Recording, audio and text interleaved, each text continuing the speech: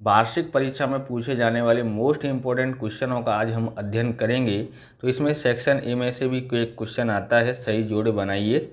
तो यहाँ पर लिखा है मुंबई पुनर्रचना का कानून, तो इसका आएगा चौथा है सन 1960।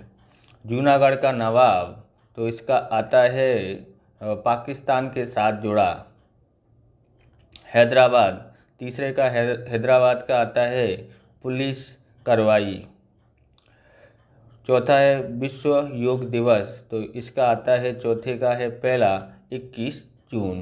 बराबर, इस तरह से आपने कर लिया। अब देखते हैं अगला। तो विभाग अ विभाग बी दिया है भावनगर के महाराज कृष्ण, तो कुमार सिंह, तो इसका आएगा तीसरा जिम्मेदार सरकार। दूसरा है हैदराबाद को जोड़ने में महत्वपूर्ण भूमिका तो श्री कन्हैयालाल मुंशी ने। तीसरा है जूनागढ़, तो जूनागढ़ का आता है चौथा आरजी हुकूमत। तीसरा है जूनागढ़ हो गया। चौथा है राज्य पुनर्रचना सभा के सदस्य, तो इसका आएगा हृदयनाथ कुंजरू। ओके, अब हम देखते हैं यहाँ पर विभाग अ विभाग बी सुनीता विलियम्स, तो इस सुनीता विलियम्स का आएगा अवकाश क्षेत्र की वैज्ञानिक थी, वहाँ पर गई थी। डॉक्टर इंदिरा आहूजा, तो इसका तीसरा आता है चिकित्सा विज्ञान के क्षेत्र में। जानकी अम्मा, तो इसका आएगा वनस्पति क्षेत्र में। चौथा है शकुंतला देवी, तो इनका आएगा दूसरा गणित शास्त्र में मानव संगणक। बराबर, अब हम देखते हैं आगे। सत्य असत्य में से क्वेश्चन आ सकता है। तो इस में 1 मई 1960 का दिन गुजरात राज्य का स्थापना दिन है, तो असत्य है। दूसरा है श्री कन्हैयालाल मुंशी उस समय गृह सभा के सचिव थे, ये विधान भी असत्य है। भारत में एक ही धर्म को पालन करने वाले और एक ही भाषा बोलने वाले लोग बसते हैं, ये विधान सत्य है। भारत में एक ही धर्म के पालन करने वाले और एक ही भाषा बोलने वाले लोग बसते हैं, सत्य है। चौथा है असीमा चटर्जी ने रसायन शास्त्र के विषय में नोट पत्र प्रदान किया है, तो ये विधान असत्य है। दादरा नगर हवेली का मुख्य मथक पणजी है, यह विधान सत्य है। छठा है भारत आज़ाद हुआ उस समय दीव दमन और गोवा पर पुर्तगालियों का नियंत्रण था, जहाँ पर पुर्तगाली आएगा, यहाँ पर छपने में रह गया है, तो ये विधान सत्य है। एक शब्द में उत्तर लिखिए। पहला है सरदार पटेल के सचिव का नाम क्या है, तो बीपी मेनन इसका नाम है, और आंसर ये है बीपी मेनन। दूसरा है भारत आज़ाद हुआ उस समय देश में लगभग कितने देशी राज्य थे, तो 562 देशी राज्य थे। तीसरा है दादरा नगर हवेली का मुख्य मथक क्या है, तो सेलवास है। कश्मीर के महाराज का नाम क्या है, तो कश्मीर के महाराज का नाम हरि सिंह डोगरा था। भारत में मेट्रो रेलवे का प्रोजेक्ट किसने सफल बनाया, तो श्रीधरन मेट्रोमैन ने। गुजरात राज्य की रचना कब हुई थी, तो 1 मई 1960 में हुई थी। भारत में आज़ाद होने के बाद देश में सामाजिक और आर्थिक विकास के लिए योजना की रचना की गई थी, तो 36 पंचशील योजना।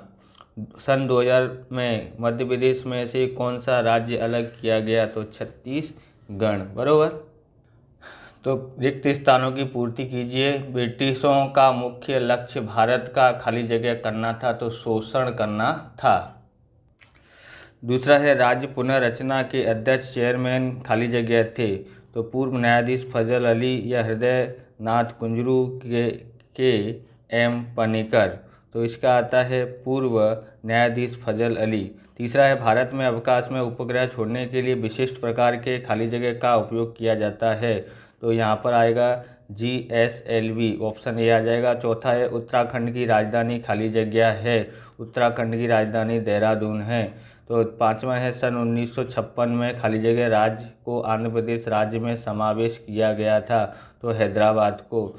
छठा है गोवा द्वीप दमन में पुर्तगाल सरकार द्वारा अत्याचार होने से खाली जगह में सत्याग्रही शहीद हुए, तो यहाँ पर आएगा गोवा मुक्ति आंदोलन। तो अब यहाँ पर हम लोग सही विकल्प चुन करके उत्तर लिखिए। तो यहाँ पर आता है निम्न में से कौन सा प्रदेश केंद्र शासित है, तो यहाँ पर आएगा चंडीगढ़। भारत के आज़ाद होने के बाद देश में सामाजिक और आर्थिक विकास के लिए इस योजना की रचना की, तो पंचशील विकास योजना। तीसरा है संयुक्त राष्ट्र ने किस दिवस को विश्व योग दिवस के रूप में मनाने का निर्णय किया था, तो 21 जून के दिन को। झारखंड राज्य किस राज्य में से अलग हुआ था, तो बिहार में से।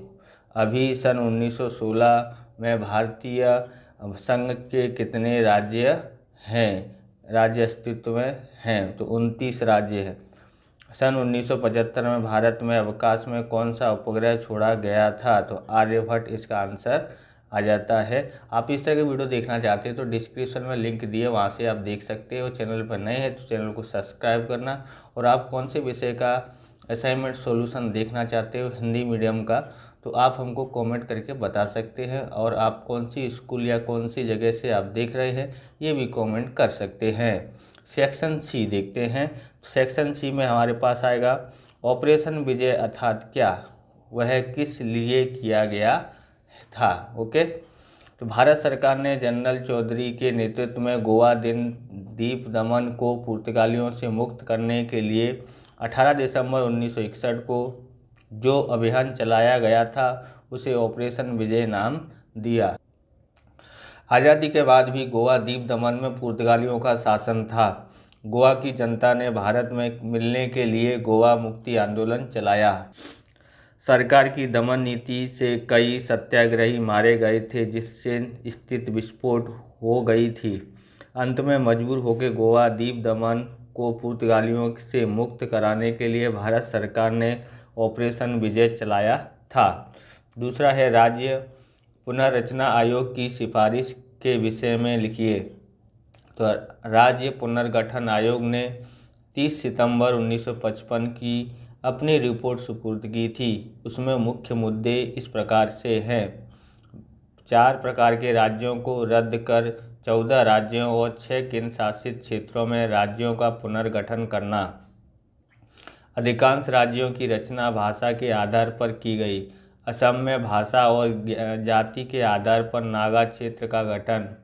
संविधान में संशोधन करने और राज्यों के पुनर्गठन का प्रस्ताव संसद में पारित किया। 1 नवंबर 1956 में इसका कार्यान्वयन किया गया। तीसरा क्वेश्चन देखते हैं। हैदराबाद में किस लिए पुलिस कार्रवाई किया गया था? हैदराबाद का निजाम स्वतंत्र रहना चाहता था। हैदराबाद चारों तरफ से भारत से घिरा हुआ था, इसलिए वह स्वतंत्र राष्ट्र नहीं रह सकता था। सरदार पटेल ने समझाने की कोशिश की कि हैदराबाद की जनता भारत में मिलना ही उसके लिए लाभदायक रहेगा। निजाम की सेना और अधिकारियों ने राज्य की प्रजा का अत्याचार करना शुरू कर दिए। स्थिति असह्य होने पर भारत ने हैदराबाद में पुलिस कार्रवाई की। संक्षिप्त में टिप्पणी लिखिए। हरियाली क्रांति। कृषि क्षेत्र में सुधरे हुए बीज, रासायनिक खाद, जंतुनाशक दवाओं तथा आधुनिक यंत्रों के उपयोग से कृषि क्षेत्र में जो 2.5 गुना वृद्धि हुई उसे हरियाली क्रांति कहते हैं। हरित क्रांति के परिणाम स्वरूप अनाज उत्पादन के क्षेत्र में भारत का स्वावलंबन महत्वपूर्ण सिद्ध माना जाता है। बहुउद्देशीय योजनाओं, जलाशय, नेहरू जल संचय के अतिरिक्त कृषि वैज्ञानिक कृषि क्षेत्र में कार्यरत टेक्नोलॉजी का उपयोग तथा कृषि यूनिवर्सिटी की स्थापना होने से सतत संशोधन का भी भारत के विकास के महत्वपूर्ण योगदान रहा। संक्षिप्त में टिप्पणी लिखिए। भारतीय संघ में विलय। तो जूनागढ़ के नवाब ने पाकिस्तान के साथ विलय पत्र भेजा, जिसमें पाकिस्तान ने स्वीकार कर लिया। जूनागढ़ के लोगों ने भारत के विलय हेतु मुंबई में आरसी हुकूमत की स्थापना की। मांगरोल और मानावदर ने भारत में जुड़ने की इच्छा व्यक्त करने पर उनकी रक्षा के लिए आयोजित भारतीय सैन्य और नौसेना ने जूनागढ़ को चारों तरफ से घेर लिया। जूनागढ़ का नवाब पाकिस्तान भाग गया और 9 नवंबर 1947 के दिन जूनागढ़ पर भारत का अधिकार हो गया। लोकमत द्वारा जूनागढ़ का भारतीय संघ में विलय हो गया। सेक्शन डी में भी इसमें क्वेश्चन आते हैं। पहला है इसमें भारत संघ में देशी राज्यों के विलीनीकरण के विषय में संक्षिप्त में जानकारी लिखिए। तो आंसर है भारत आज़ादी के समय भारत में 562 राज्य रियासतें थीं। इन राज्यों का राजा नवाब को भारतीय संघ में मिलाना भागीरथ कार्य था। स्वतंत्रता प्राप्ति के बाद तत्कालीन उप प्रधानमंत्री और गृह मंत्री सरदार पटेल ने देशी राजाओं से अपील की कि उनके शासन में रहने वाली प्रजा और भारतीय संघ के हित में वे अपने राज्य स्वेच्छा से भारतीय संघ में शामिल होने की सहमति दें। उन्होंने राजाओं में देशभक्ति जागृत की और उनका भारत में विलीनीकरण शुरू किया। सरदार पटेल और उनके सचिव बीपी मेनन की सहायता से समझौते का दस्तावेज तैयार किया। राजाओं को इन दस्तावेजों से संतुष्ट हुआ और 559 देशी रियासतों का भारतीय संघ में विलय हुआ। हैदराबाद में पुलिस कार्रवाई, जूनागढ़ में जनमत संग्रह और कश्मीर में पाकिस्तान के आक्रमण को रोककर भारत में विलय हुआ। दूसरा है संक्षिप्त में टिप्पणी लिखिए। देशी राज्यों और रियासतों के एकीकरण में सरदार पटेल का योगदान। तो भारत जब स्वतंत्र हुआ उस समय छोटी बड़ी 562 देशी रियासतें थीं जिनका भारत संघ में विलय का कार्य कठिन था। जुलाई 1947 में मध्यस्थ सरकार के गृह मंत्री सरदार पटेल की नियुक्ति के साथ विलय की प्रक्रिया की गति मिली। सरदार पटेल ने देशी रियासतों को अपील की कि उनके शासन में के अधीन प्रजा और भारतीय संघ के हित में वे अपने राज्यों का स्वेच्छा के साथ त्याग करें और एक शक्तिशाली अखंड भारत की नींव डालने में अपना योगदान दें। सरदार पटेल ने उनके अधिकारों और हितों की रक्षा का आश्वासन दिया। 15 अगस्त 1947 562 रियासतों का भारतीय संघ में विलय हुआ। सरदार पटेल ने हैदराबाद के निजाम के प्रतिनिधि को समझाया कि समय की मांग को देखकर भारतीय संघ में मिलने से ही सबका हित है, लेकिन निजाम नहीं माना तो पुलिस कार्रवाई करके हैदराबाद को भारतीय संघ में मिला दिया गया। सन 1948 में पाकिस्तानी आक्रमण के बाद कश्मीर ने भारत में विलय पत्र पर हस्ताक्षर कर दिए। इस प्रकार सरदार पटेल ने नेतृत्व में भारत ने एकीकरण का कार्य अत्यंत थोड़े समय में संपन्न हो गया। संक्षिप्त में टिप्पणी लिखिए। भारत का टेक्नोलॉजी क्षेत्र में विकास। भारत ने मर्यादित समय में अल्प साधनों तथा बिना किसी की सहायता से अद्वितीय उपलब्धियां हासिल की। Doctor Homi Bhabha, doctor Rajan Ramanna, doctor Vikram Sarabhai, doctor BP Menon तथा इंजीनियर के क्षेत्र में sir M Visvesvaraya, Sam Pitroda, doctor APJ Abdul Kalam, Sreedharan तथा ऐसे अन्य वैज्ञानिक, इंजीनियर, टेक्नोक्रेट आदि का योगदान उल्लेखनीय माना जाता है। इन प्रवृत्तियों में आईआईएस, आईआईटी, इसरो, पीआरएल जैसी संस्थाओं की महत्वपूर्ण भूमिका रही। कृषि क्षेत्र में हरियाली क्रांति द्वारा हमने अन्य क्षेत्रों में स्वावलंबन हासिल किया। परमाणु विज्ञान और टेक्नोलॉजी में हमने विश्व में 5वें श्रेष्ठ देशों में स्थान प्राप्त कर लिया। अंतरिक्ष अनुसंधान क्षेत्र में हमारी उपलब्धियां अद्वितीय हैं। संक्षिप्त में टिप्पणी लिखिए। प्रदेशवाद। तो किसी एक निश्चित भौगोलिक क्षेत्र में लंबे समय से लोग रहते हों तथा पूनम में अपनत्व यह भावना जागती है तो भारत भाषा, धर्म, रीति रिवाज, जीवन शैली, ऐतिहासिक परंपराएं आदि एक दूसरे के साथ साम्य रहने के कारण एक ही क्षेत्र में रहने वाले लोगों की आत्मीयता, एक दूसरे के प्रति प्रेम अधिक मजबूत बनता है।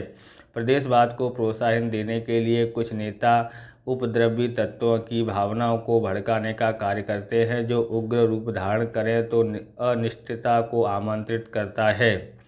भारत की भूमि पर विदेशी लोगों ने स्थायी निवास किया। वहाँ की भूमि के लिए एक प्रकार का लगाव, प्रेम भाव पैदा हुआ जिससे प्रदेशवाद की भावना कहते हैं। प्रादेशिकता के उदय और विकास की भाषा, जाति, धर्म इन तीनों तत्वों की महत्वपूर्ण माना जाता है।